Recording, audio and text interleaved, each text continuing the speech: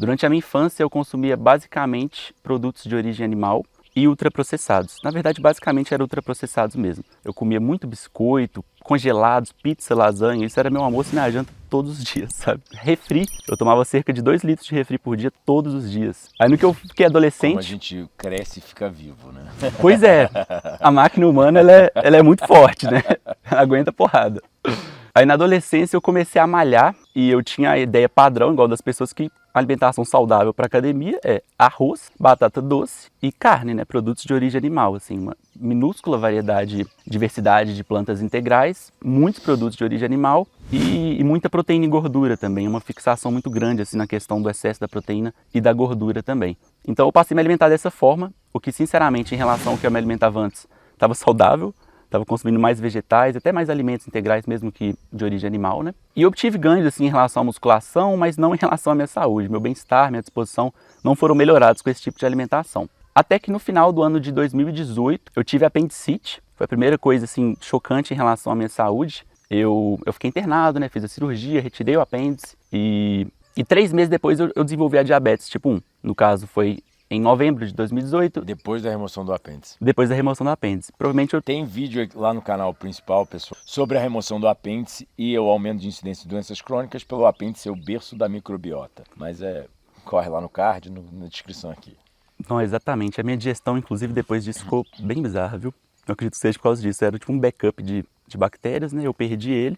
Aí quando tem alguma diarreia ou alguma coisa que eu perco todas as bactérias, eu não tenho esse backup para poder mandar elas de volta. Aí nesse momento, né, eu retirei o apêndice, 2 meses depois eu desenvolvi a diabetes tipo 1. E a primeira coisa, assim... Desculpa te cortar, o nível da sociedade, né? A gente vive de comida industrializada, preso em 4 paredes, sem sol, sem ar puro, sem água pura. E ainda o tratamento usual é remoção de órgãos, né? Quando a gente sabe que inflamação em qualquer parte do corpo ocorre por um estilo de vida pró-inflamatório. E pessoas em dietas saudáveis, como eu mostrei no vídeo, tem muito menos inflamação e apendicite, mas manda ver. O corpo humano é impressionante. É impressionante. É uma máquina muito forte. Aí eu desenvolvi, né, a diabetes tipo 1, isso em janeiro de 2019. E a primeira coisa que eu tive de informação sobre essa doença, assim que eu saí do hospital, eu estava num sítio, uma amiga da minha irmã, ela é diabética tipo 1, ela virou para mim e falou: a partir de hoje você vai ter que se alimentar basicamente de produtos de origem animal e vai ter que retirar, talvez até abolir mesmo da sua vida o consumo de carboidratos, especialmente carboidratos simples. E nisso ela colocou tudo na mesma laia, assim, tipo açúcar e fruta para ela era a mesma coisa.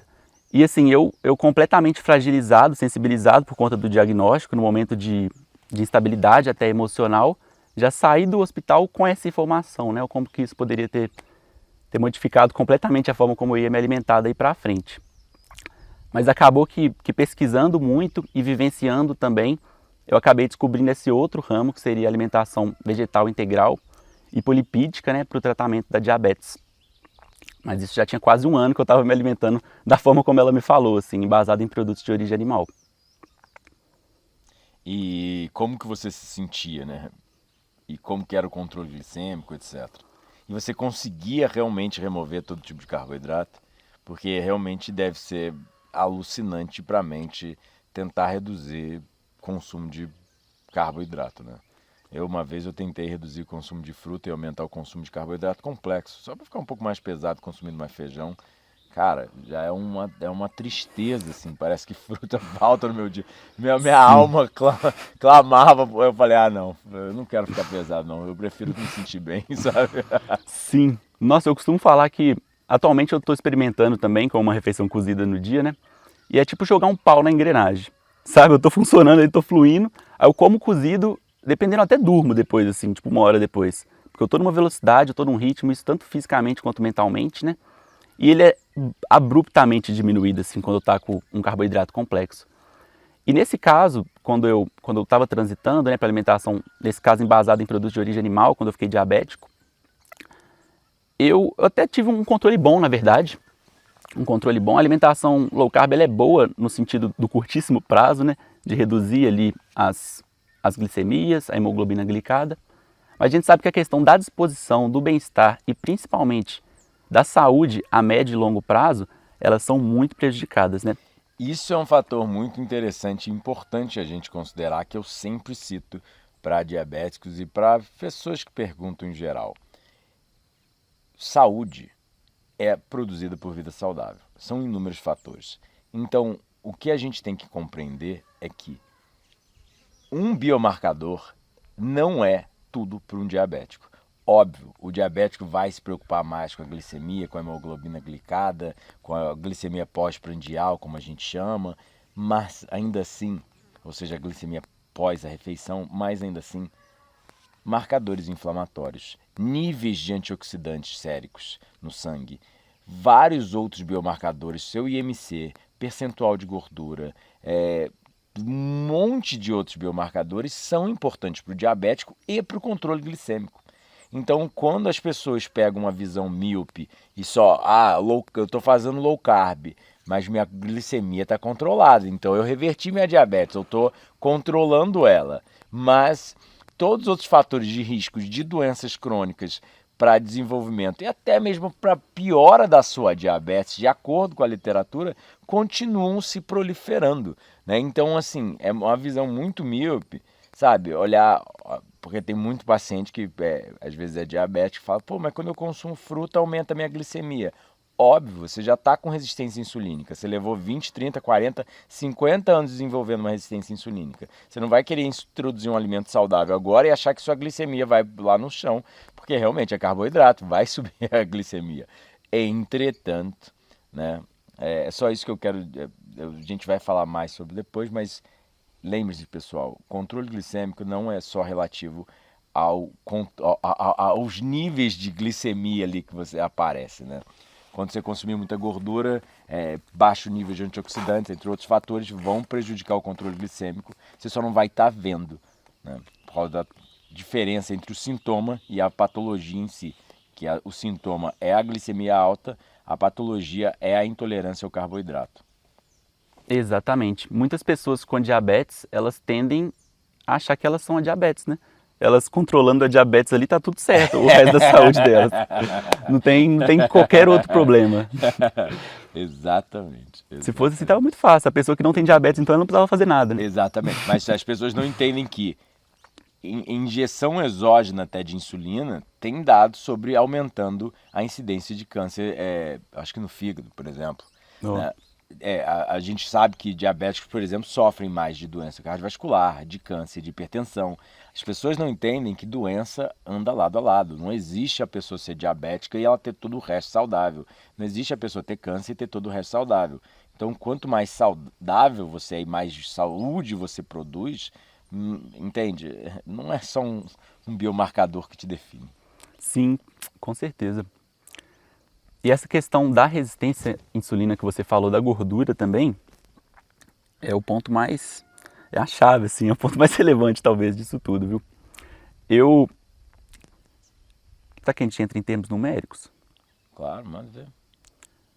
Bom, para falar disso, é importante frisar que eu não sou nutricionista, o Coraça é, eu não sou endocrinologista também, quem faz o ajuste de dose de insulina e tudo mais são médicos endocrinologistas e nutricionistas juntamente com o paciente, né? Então esses números que eu vou compartilhar aqui, eles são meus números pessoais, meu tratamento que eu obtive juntamente então com os meus profissionais de saúde. Antes de eu fazer essa transição para alimentação vegetal integral, eu usava cerca de 1:12 a 1:15, uma unidade do hormônio insulina para cerca de 12 a 15 gramas de carboidrato por refeição. E eu consumia cerca de 100 gramas de carboidrato por dia, nesse momento. Que é bem pouco. Né? É bem pouco. Perto do que eu como hoje, então, é nada. Mas logo que eu fiquei diabético, nesse processo que eu falei que eu consumi muitos produtos de origem animal, eu estava consumindo menos de 50 no dia. Eu tentava ficar entre 30 e 50, assim. E nesse momento que eu fiz a transição para alimentação vegetal integral, eu estava consumindo um pouco mais, cerca de 100. No que eu transitei para alimentação vegetal integral, ainda consumindo muitos cereais e leguminosas, eu estava utilizando ali cerca de 1:25 a 1:30, uma unidade do hormônio insulina para cerca de 30 gramas de carboidrato. E já estava consumindo bem mais carboidrato, já estava consumindo uns 250, cerca de 300 gramas de carboidrato por dia. Aí, eu tinha falado que nesse momento estava ficando 1:25, 1:30. Aí, finalmente, eu comecei, então, a acrescentar mais frutas na minha alimentação e diminuir o consumo de alimentos cozidos, tubérculos e grãos que eu estava consumindo. Nesse momento foi a cereja do bolo assim, do tratamento. Eu já estava bem mais sensível ao hormônio insulina. Geralmente as pessoas que têm diabetes, elas utilizam mesmo 1:10, 1:15 ali. Eu já estava utilizando 1:30, já estava mais sensível do que eu era e do que a maioria das pessoas com diabetes também. Mas nesse momento em que eu introduzi muitas frutas e tornei elas a base da minha alimentação, na metade de 2020, foi completamente a cereja do bolo assim, do meu tratamento.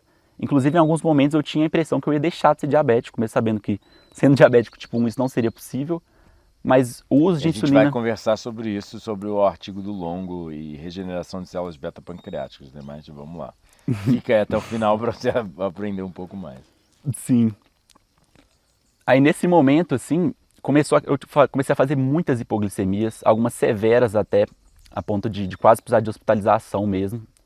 E eu não tinha ninguém me acompanhando, assim, nenhum nutricionista, nenhum endócrino me acompanhando de perto, né? Até tinha, mas Ah, você não... estava fazendo uma transição sozinho para uma dieta frugívora e estava tendo hipoglicemia. Sim, por conta própria. Pra falar a verdade, eu acho que eu fui a primeira pessoa a fazer isso no Brasil, assim, que eu conheça, pelo menos, né? Porque logo que eu conheci o livro Mestre em Diabetes, eu comprei ele chegou pra mim na pré-venda. Que livro é esse? Fala um pouquinho rapidamente para o pessoal conhecer, né? E saber quem é o Hobby, por exemplo, e o Cirrus, né? Sim. Ó, esse livro, o Mestre em Diabetes, ele foi escrito por dois diabéticos tipo 1 também, que é o Cyrus Kambata, que ele é PhD em bioquímica nutricional, no caso a pesquisa dele é voltada para restrição calórica e para jejum intermitente, e o Rob Barbaro, que ele é mestre em saúde pública. Os dois escreveram um livro aqui então, que traz a premissa, né? O método revolucionário de reverter a resistência insulínica permanentemente no tipo 1, tipo 1.5, tipo 2, pré-diabetes e diabetes gestacional.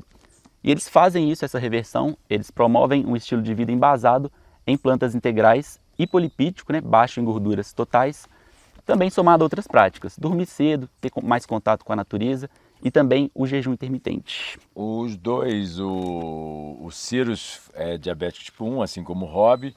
O Cirrus ficou um tempo numa dieta frugívora, hoje em dia come muita fruta, até onde eu sei, mas come também carboidrato complexo. E o Hobby se mantém frugívoro já há 17 anos, eu acho, né? Isso. Foi um pouquinho antes do que eu me lembro dele nas redes sociais. Bem no início? Bem no início. A gente Doido. estava num fórum 30 bananas ao dia, né? Onde estava todo mundo. Aí a gente postava fotos, Facebook. Eu acho que na época nem tinha Facebook ainda, mas a gente já, sabe, eu via o cenário americano, né? Uhum.